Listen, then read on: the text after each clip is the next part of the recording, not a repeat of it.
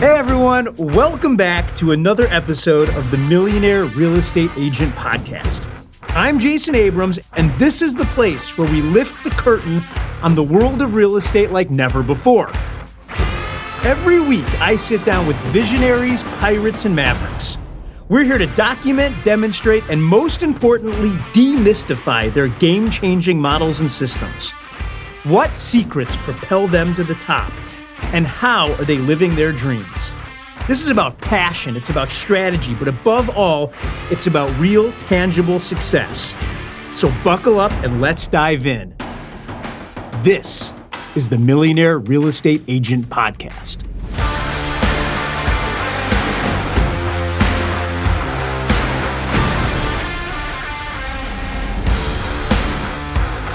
There are people that wake up every day with one simple goal, which is help the people around them get the most out of their lives. Friends, today you are going to meet two of them. I know that's a little weird for us. We usually have one person, but today you're going to meet two because when they come together, they do something better than almost everybody else. They create a productivity-specific environment. They were both productivity coaches in our Keller Williams brokerage house before they decided to start their team. Now they have a team that does over $275 million a year in volume. I am speaking about none other than Josh Dukes and Erin Jones. They wake up every day and run a very simple play, and they're going to tell you exactly how to get the most out of your time, and if you own a team, the most out of your agent's potential. Sit back and buckle up. This is Josh and Erin. Erin, how are you? I'm doing great. How are you doing, Jason? I'm nervous because there's only a handful of people on the planet that run a business the size of yours. It's incredible what you've done in the DC metro area. And I want to get into that and I want to unpack it deeply. But before we do, I ask everyone the same question. How did you end up in the greatest industry in the world? Yeah, so I have a twin sister who's a team leader in our company now, which is amazing. And her ex-husband texted me one day and said, I think we should get our real estate licenses. And my dad was a real estate agent, my mom as well, and his parents as well. And I just said, okay. And that's kind of how I've operated my whole life. It's just like, okay, like after college, I moved to Hawaii to live with my sister. And she's like, come here. I'm like, okay. Then I moved here. Okay. I'm along for the ride a little bit. And so I got my real estate license. I joined a local company around here. As soon as I got my license, I called around and the first person that picked up, I just met them in person and started to go. So very little research. Nowadays, I obviously would have done a little bit more, but I didn't know what I was doing. So I'd go in the office and it was just the broker and the front desk person. And I'm like, where are the people that sell houses? Like, what's going on? And I realized that like a lot of people do this part-time or a lot of people just kind of try to do it. And it's just not a profession for a lot of people. And I took it as opportunity. I remember this is a really cool story in my opinion. In high school, I was a straight A student, but I did get a C- in Spanish and you had to take a language, right? So my teacher just felt bad for me because she knew I was a good student, but I just couldn't get it. So I went to the junior college and I took sign language to complete my foreign language credit. So my first week with my license, I did an open house for another agent, which is free. I was all about what can I do for free? I'm not paying for marketing, all those things. And a deaf couple walks in and they're like, I can get by. I can talk to them. And it had been 10 years, but like, I can make it work. So they said, will you help me? And I said, of course I will, And I showed them 3 houses. They followed me around, they were in their car. I was leading the way. And the last house, they said, okay, we'd like to make an offer. And I'm like, I don't know what to do here. So I called my dad. I said, hey, Dad, I'm driving to the office. My clients wanted an offer and I don't know what to do. And he said, Erin, hang up the phone and call your broker. And I said, oh, good idea. So the coolest part about that story is they were sitting in a conference room. I was in the other room trying to write an offer and with my broker on the phone, like, okay, put this in this blank. I've never seen this contract before. So all I had to do was print it out and set it in front of them. They read it. I didn't have to stumble over my words. I didn't have to figure it out. But you bet the next day I knew how to read that contract and I knew what to write because I got really lucky. But by the way, you get in like everybody else, which is not only do you not know, but you don't even know what you don't know. And it sounds like through grit and determination, you were unwilling to fail. Yeah, I was a PC coach for 4 years, from 2016 to 2020. For our audience that doesn't know what that is, what is that? So that's a productivity coach in the Keller Williams system. And when I saw new agents or was part of the hiring process, honestly, if someone took a year to get their license, I'm like, you're not going to make it. Like you have to be hungry, and you have to have that sense of urgency, because if you don't have a sense of urgency, and how are you going to service these clients? How are you going to have time to learn all of this? And it's a hard job. So if you don't have that dedication, grit, hunger, like you mentioned, and it's taking you forever to just even get your license, what's that going to look like when you're a new agent? 100%. The thing that's incredible to me, and I'm going to ask you how you do it, Erin, because it doesn't sound like you had any real formal business training, yet you come into this thing and yada, yada, you're doing $300 million a year in business as a business owner. Yeah. So I just kind of saw what people were doing around me, and I started hiring. And leverage is going to be the key to a big business. You cannot do it yourself. So I want to join your team, and I'm a real estate agent. Do I just get to show up and wear the awesome shirt and hang out and have one of the most powerful brands in DC? Or do I have to agree to a set of standards and habits that I'm going to live by? How does an agent on your team actually operate? I mentioned I was a PC coach, and I coached a total of about 160 to 170 agents over about 4 years, maybe even more, but that's what I remember. And I felt like I had a pretty good knack for who was going to make it. Now, that being said, there's always someone that shocks you, right? But I got really good at hiring. And if we hired everyone that asked to be on our team, we would have 4 times the amount. I mean, daily we do get people asking to be on the team. But the thing is, hope nobody that interviews us reads that or listens to this, because if after an interview, we do not follow up with you at all. Ooh, you want to see who's going to follow up with you? Oh my gosh, that's great. Yeah, so we do not follow up with you. We wait to see if you are hungry and you want to follow up with us. If you're a hustler and you keep at it and you're bugging us, you will eventually break through that wall. But it is hard. It's hard to earn a spot on our team. And the best part about that is we still have the hires we made back in 2016, 17. We have a lot of people that have stuck with us that long. And the other thing when hiring as well is we do not hire someone that their first conversation is, what is my split? Oh, tell me more about that. Yeah, so if in the first meeting they bring up the split or the number of leads, we typically do not give them a second interview. Why? Because we want somebody that wants to do this in a heart way. We want somebody that is not fixated on the per paycheck number. Our agents are going to make a good living at the end of the year. But sometimes that, paycheck might be very small for a deal. And if you're worried about that one paycheck, in my opinion, that is not going to be a long-lasting career. And we're not looking for agents that want to make a quick buck. We're looking for agents that want this to be their career for a long time.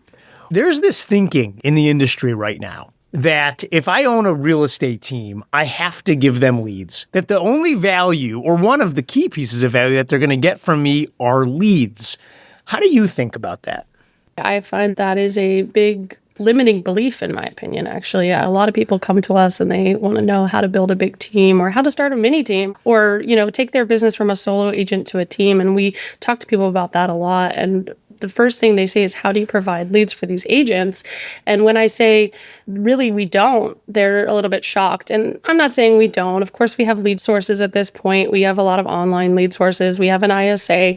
At this point in our business, we are large enough where, of course, that is something that we are giving our agents. But that's not always why an agent wants to join the team. You have to create a winning environment that they can create their own opportunities as well as earn opportunities from the team. And there you have a rocket fuel situation where they're doubling their business, and it makes sense to join forces with you as a team leader and have a winning organization for everyone. I love that. Enter Josh Dukes. Now, friends, I'm going to tell you all about Josh. Suffice to say, he is an absolute Jedi when it comes to agent productivity. Josh, how are you, sir? Hey, Jason, how you doing? Happy to be here.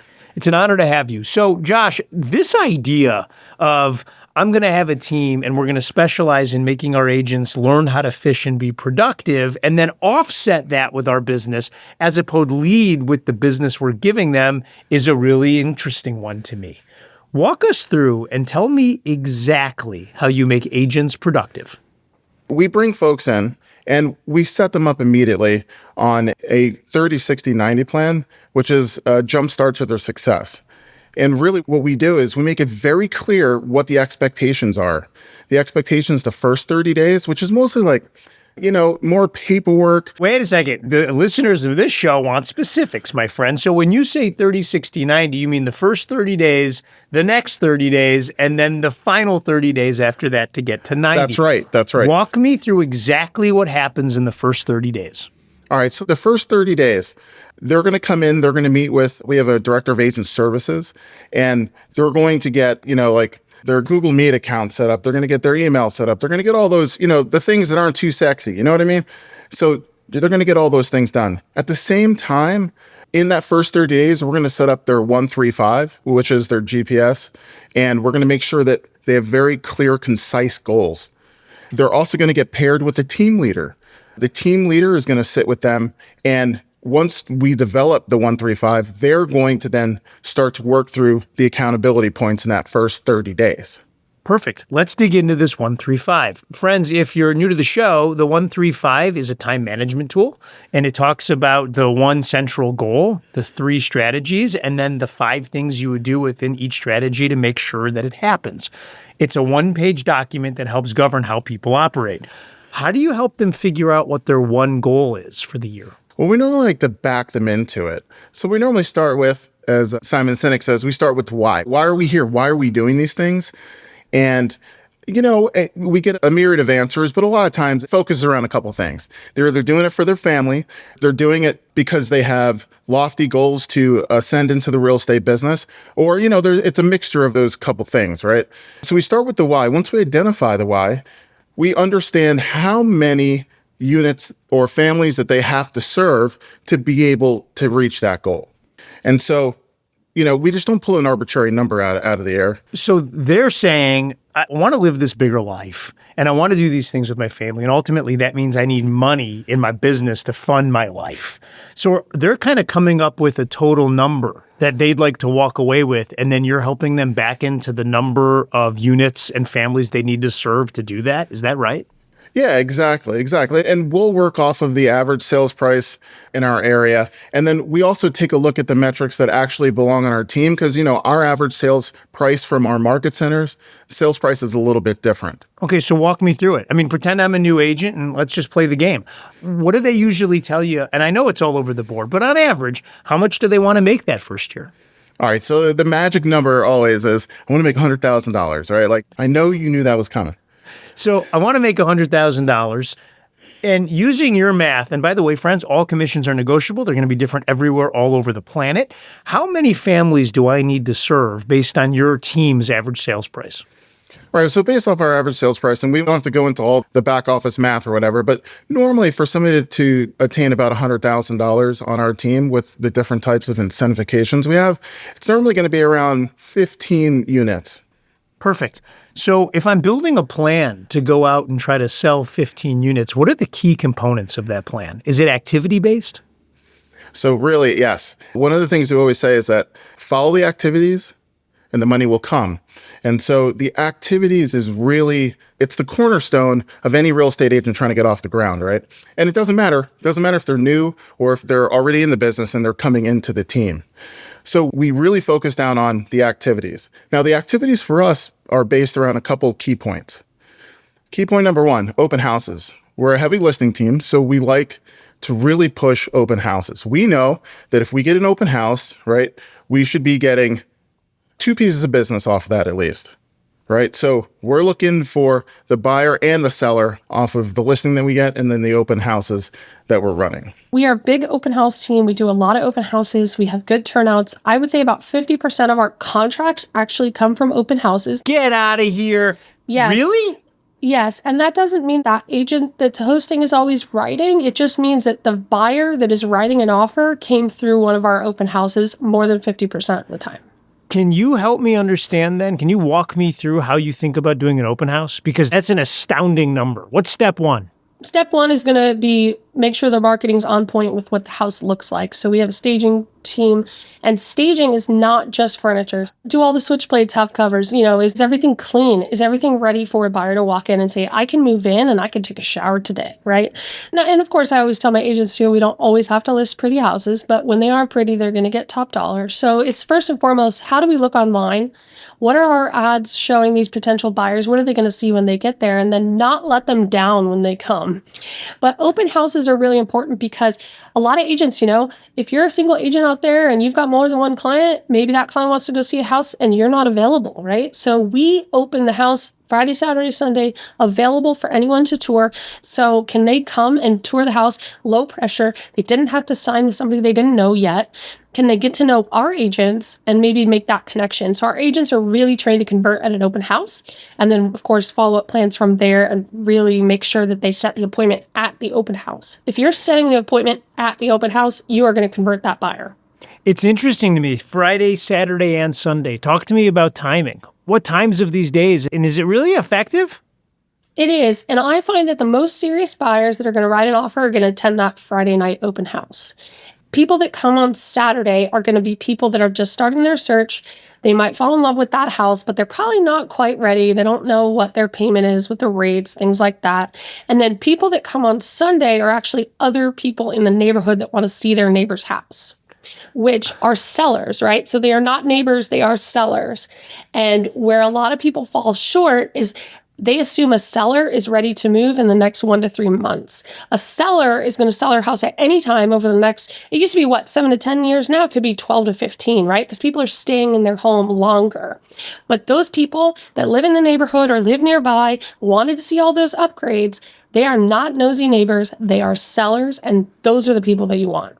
How do you market and advertise for these open houses? Because I hear agents and they say, well, I put 4 signs out and no one was there and the open house sucked and I'm not doing open houses anymore. How do you all think about it? So, of course, we've got our Meta, Facebook, Instagram ads. We've got door knocking ahead of time. We usually start on Thursday if we can. I mean, we don't do a lot of coming soon only because we do make our listings look perfect. And if we're ready to go in perfection with our marketing, we're usually ready for showings. So it is kind of a quick spurt at the end of the week.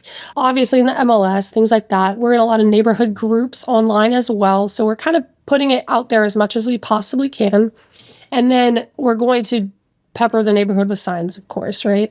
And if you're a new agent and you're looking for an open house, don't find that open house that's 18 turns into the neighborhood. You actually want that open house that's on the busy road, right? That's where you're going to get those looky-loos and people that are just starting. And those are who you want. The difference between a good agent and a bad agent is someone that can nurture a pipeline long-term. So, Josh, if I'm an agent then and I'm trying to do 15 deals, how many open houses are you prescribing to me? That's a great question. So one thing that we really want to figure out is what is going to be your conversion based off your open houses. So when somebody new comes in, we're saying, look, we want 2 open houses a week, 2, 4, 6, 8, that's about 8 a month. Once you're very consistent in your 2 open houses a week, which is 8 a month, we start to look at how many open houses do you need to have a closing.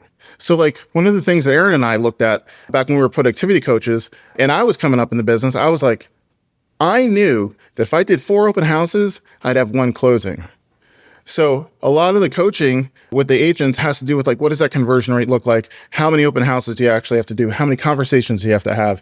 And then ultimately, boom, at the end, what are your closings going to be? If I'm out there in the Realty multiverse and I'm listening to this and I'm thinking about my team, what do you see as the average number of open houses per closed file across the whole organization? And I know it's going to be wildly different based on talent and everything else. Is there a number that I can just put into my pro forma? Well, I would say from what we've seen, we do a lot of one-on-ones with each agent. For the agents that focus on open houses, it's somewhere between 4 and 5.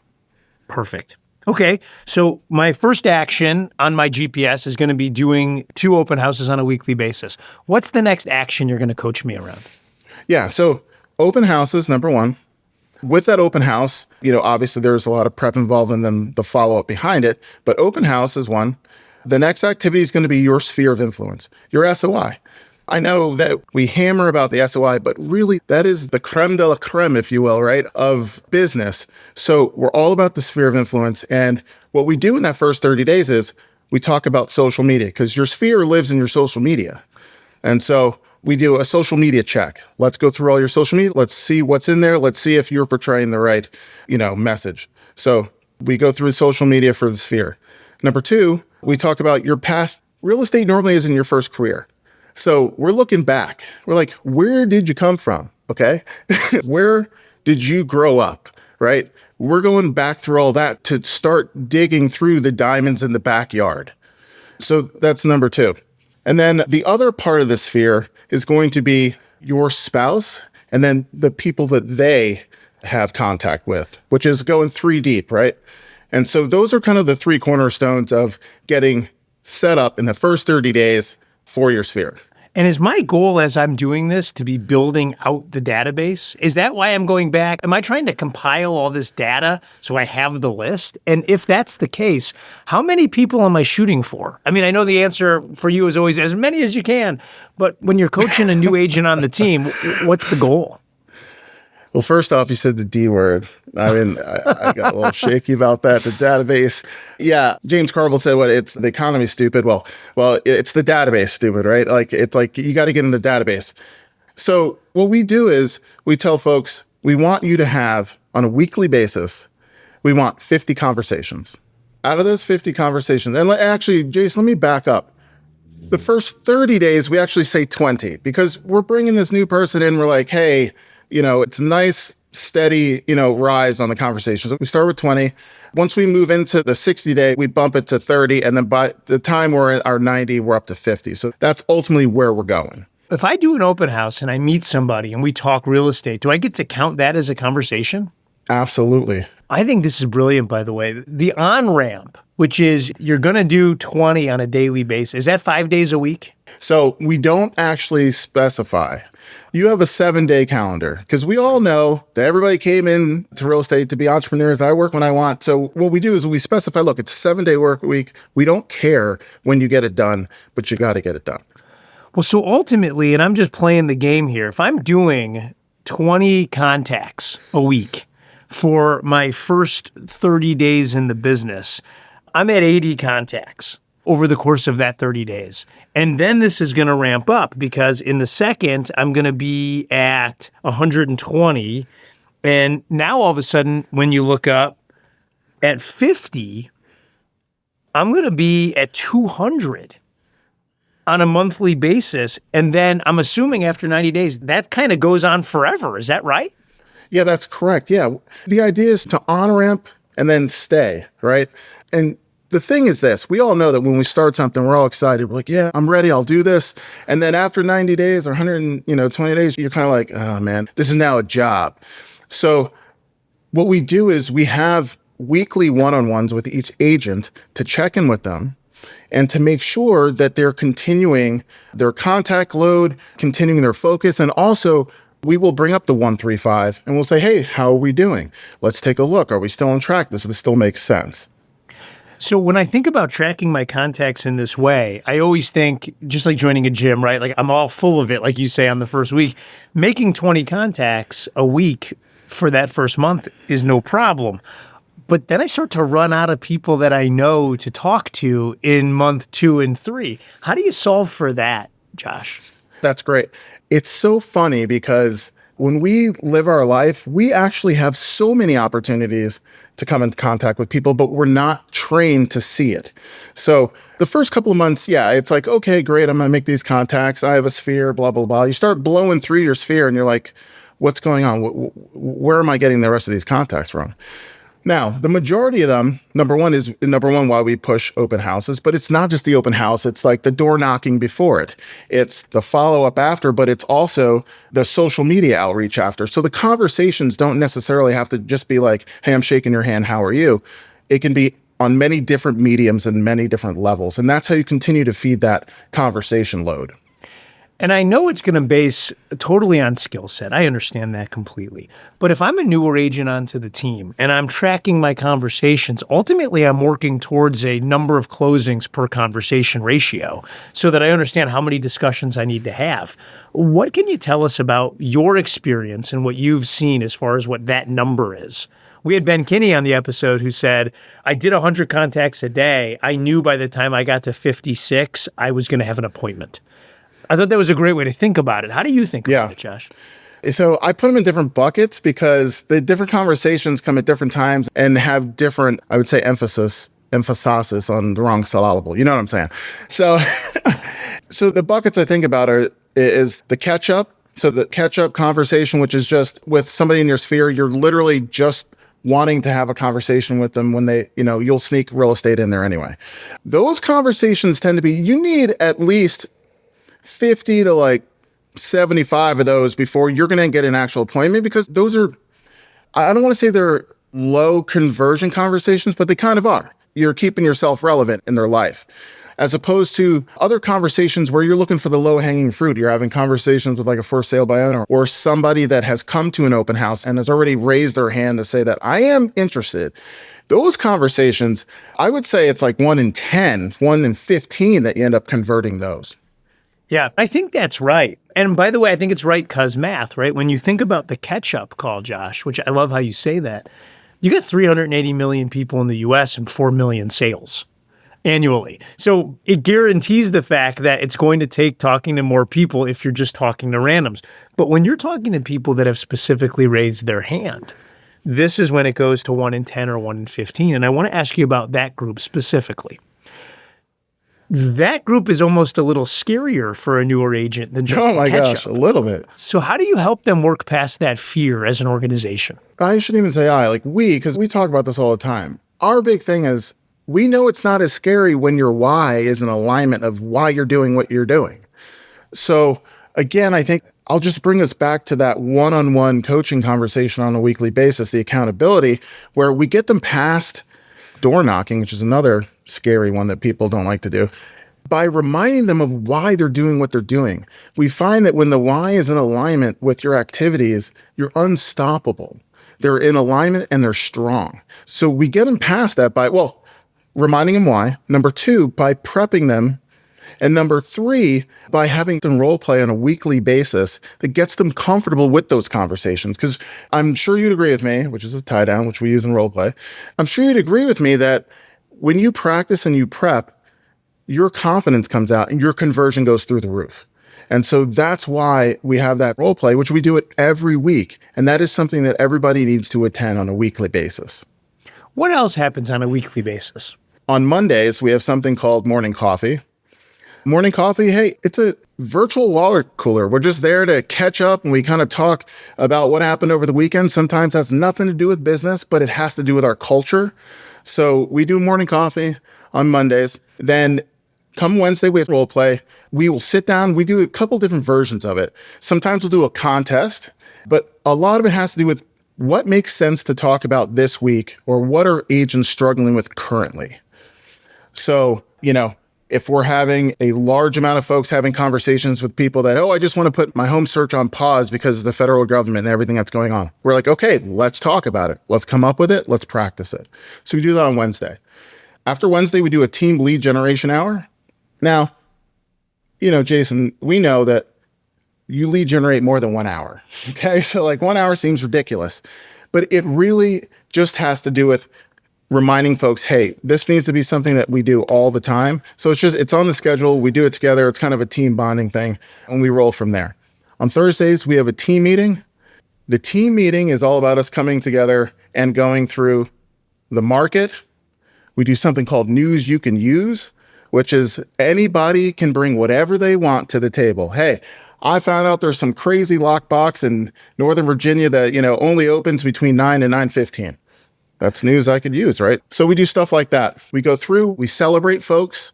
The administrative team gets to talk about some of the initiatives that they're working on. And then we normally wrap up with a training hour at the end. Now, those are our bookmarks in the week. Plus, I'm getting my one-on-one coaching experience during that week. Absolutely. On top of that, you are. So there's a lot of touch points. And, COVID changed the way that we all work, right? However, we've always pushed to have folks in person when possible, because we know that when we're together, we feel the energy and we bounce things off of each other and we're sharper for it. We have virtual options, but we're really an in-person team as much as we can. It's so obvious to me that you're running a productivity specific environment. And that's kind of what you've created here. Why do you think, by the way, I completely understand why a newer agent would think this is the most incredible thing in the world. I can understand why someone who isn't hitting their goals would come in and think it's the most incredible thing in the world. But your people tend to stay with you forever. You're kind of like the Roach Motel. I mean, they're in and they don't leave. It's incredible to me. It's like Hotel California. Like you don't go.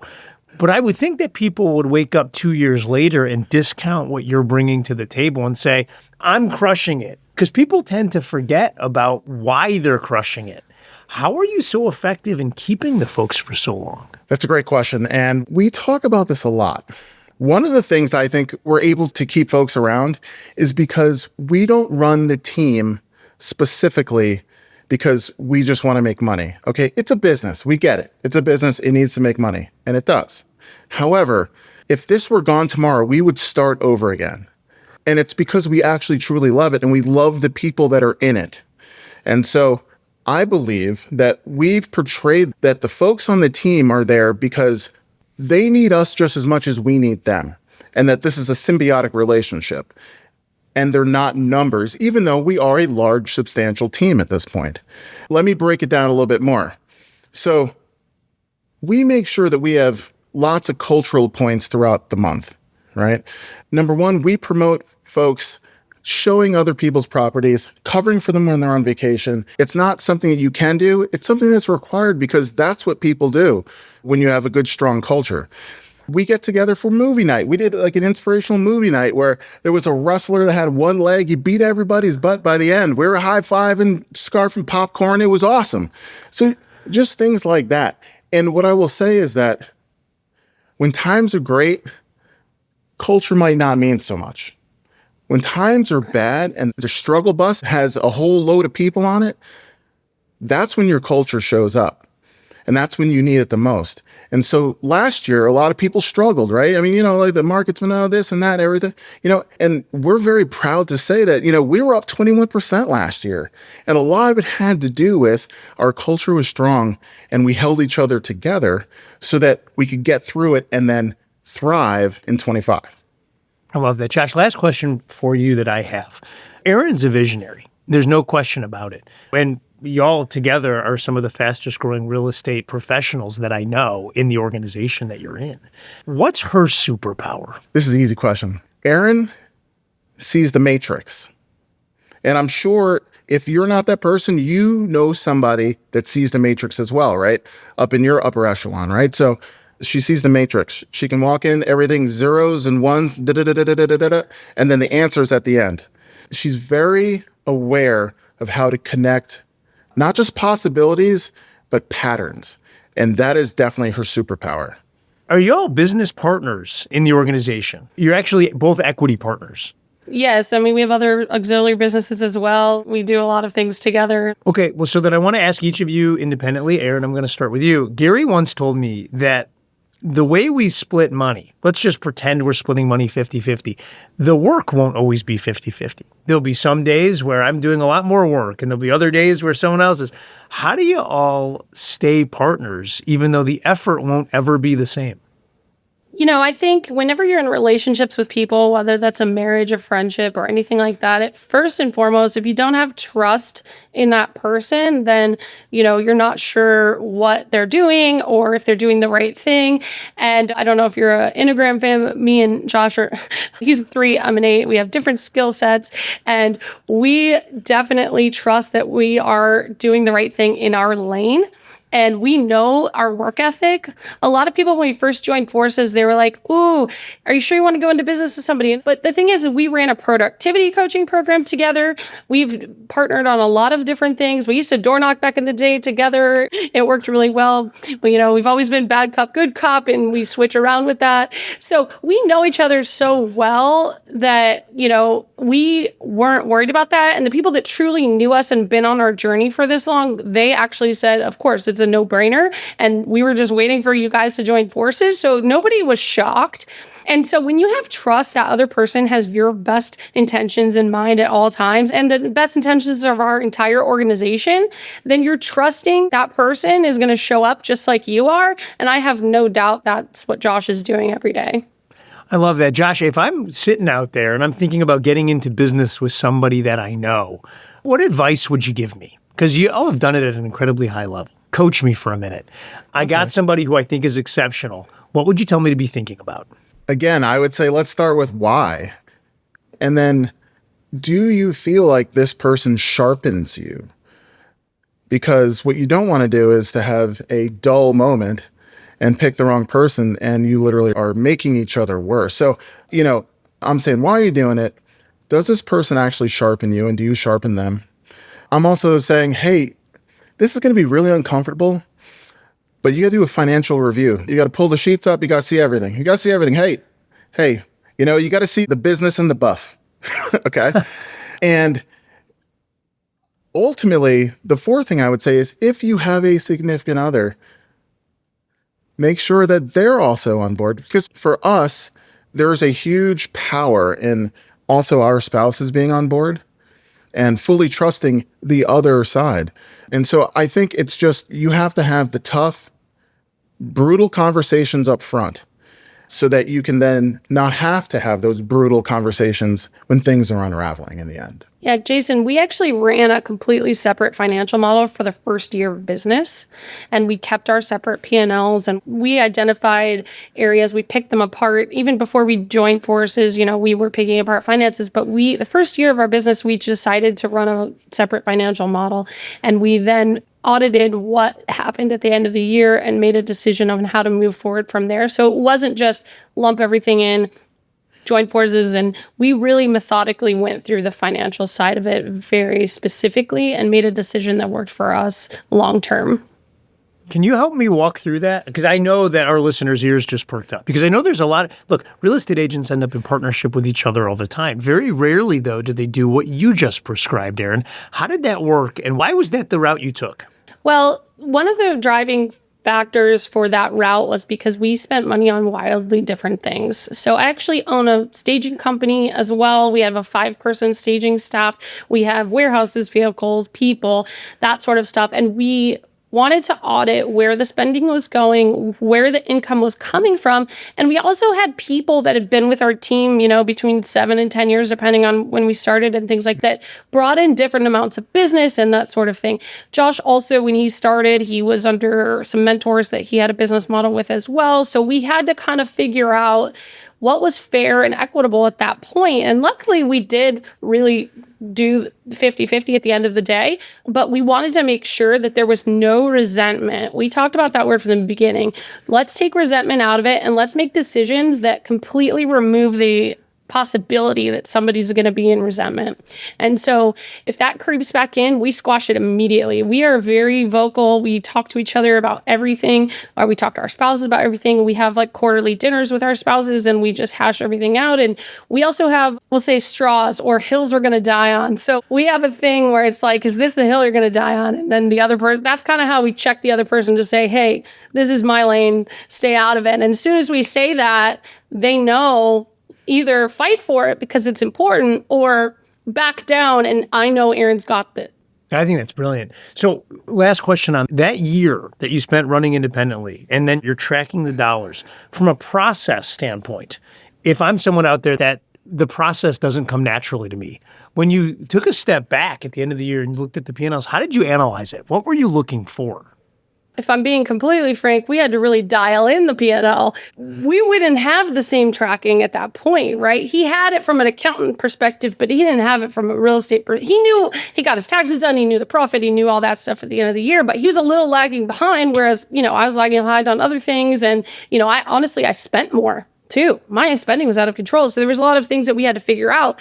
But first and foremost is getting us into the same financial system. And luckily our coach, who at first was like, what are you guys doing? Well, our coach is Chris Lagarde, and he helped us really get into the systematic, automatic, kind of financial audit. And that helped us at the end of last year get on the same page and really make those big decisions that we knew that we were trusting and good to move forward. Well, it seems like by spending the year analyzing the P&Ls, it kind of forced you, number one, to come together in the way you were going to keep the books, but that then bleeds into how you're actually going to operate the business, meaning that one exercise kind of organizes the whole business in the end. It was a fine-tooth comb. So we were looking at what was happening before, but we weren't auditing it on a weekly basis. We didn't know where we were headed. We didn't run projections. We were doing it entrepreneurially. And now we have the ability to really do it purposefully and make sure our business, we were making money. It was COVID. Come on, we made money. We were MREA agents. We were like, okay, this is great. But now we're like, oh, how do we stay there? And how do we make sure we don't go backwards? And that's where we're at now. If you had to guess, Josh, and you're an optimist, you couldn't be a PC coach and not be one. As you think about the next 12 months, what are you chasing right now? Are you chasing more agents? Are you chasing more productivity? Are you chasing, what's the focus? Right now, we want to get ahead of cyclic things that normally get us down. So spring market, we know in spring market every year, everybody's hair catches on fire. That's not a joke, but everyone's hair catches on fire. The systems and processes are stress tested, and the administrative people that are running them are dealing with that as well. So right now, we're just about, let's strip away all the good idea fairy things, all the things that, this is a great idea, let's try this, maybe do this, and really focus on buying and selling real estate, supporting our agents 100%, and working on the profit. And where the rubber meets the road, it's all about how efficient are we? What silly things are we doing? And how do we clean them up quickly so that we don't get stuck in the normal cyclic BS that we run into every year? Perfect. These two dreamers are getting comfortable being boring for a minute. Oh, it's so good. Might be the line of the year, friends. That might be it. Erin, Josh, thanks so much for joining us today. Thank you for having me. It was always good to see Jason. I don't know what to say. I really don't. Because here's what I want to do. I want to go back and I want to recant everything you just heard like I usually do. But the truth is, the thing that makes them so special is something that you didn't hear. You see, they wake up with a servant heart like almost no other than I've seen. You don't get the benefit of seeing their faces, but when Josh is talking about helping people, Erin's whole face lights up. And when Erin starts talking about building the business, Josh's whole face lights up. These are two people that realize that no one succeeds alone. And so they came together. Both probably would have been successful without the other, but they are wildly successful because they found each other. Erin wakes up and thinks about models and systems every day, and Josh wakes up and thinks about implementing them and getting the most out of the people in the organization. And whether that's making lead generation easier for their people, or doing the one-on-one coaching and having enough time to care, or simply running the schedule that they laid out for the week, beginning with Monday morning coffee, they are very clear on one thing. They are in the people development business. And at the end of the day, that they develop people to go list and sell real estate. That's their genius. So here's what I want to ask you. If you own a real estate team right now, are you in a people development business? Are you putting as much focus on developing people with a 30, a 60, a 90-day plan with a weekly calendar that they can then lean into for specific productivity? If not, that's the lesson for this show. The question everyone needs to ask more often, it's a simple one. How can I help you? Imagine leadership being as simple as asking every single person you know, how can I help you? Go forth and do likewise. There it is. That wraps another episode. Friends, I don't know what you're taking out of this. I really don't. I'll tell you what I want you to be taking out of it, which is these are the people that are having tremendously big lives. And the reason it's happening is because they're setting up the models and systems to do just that. Gary Keller told me that leadership is teaching people how to think so that they do the things they need to do when they need to do them, so that ultimately they get the things they want when they want to have them. And that's what I want for you. You're all leaders, but it begins with leading ourselves. If you're enjoying this podcast, I want you to click the subscribe button anywhere that you get your podcasts. We want to be the voice in your head every single week, and every week we're dropping new content. We also send out a newsletter at the conclusion of every show to make sure that you get the highest points and the models and systems that were discussed. So if you want to sign up, I need your name and your email address. Head over to the millionaireagentpodcast.com. millionaireagentpodcast.com. Enter your name and your email address, and every week that newsletter will be in your box. Friends, you just went on a journey. I hope that what happens between now and the next time we meet is absolutely wonderful for you. Thanks for listening. I'll see you next week. This podcast is for general informational purposes only. The views, thoughts, and opinions of the guest represent those of the guest and not Keller Williams Realty LLC and its affiliates, and should not be construed as financial, economic, legal, tax, or other advice. This podcast is provided without any warranty or guarantee of its accuracy, completeness, timeliness, or results from using the information. Warning: you must comply with the TCPA and any other federal, state, or local laws, including for B2B calls and texts. Never call or text a number on any do not call list, and do not use an auto dialer or artificial voice or pre-recorded messages without proper consent. Contact your attorney to ensure your compliance.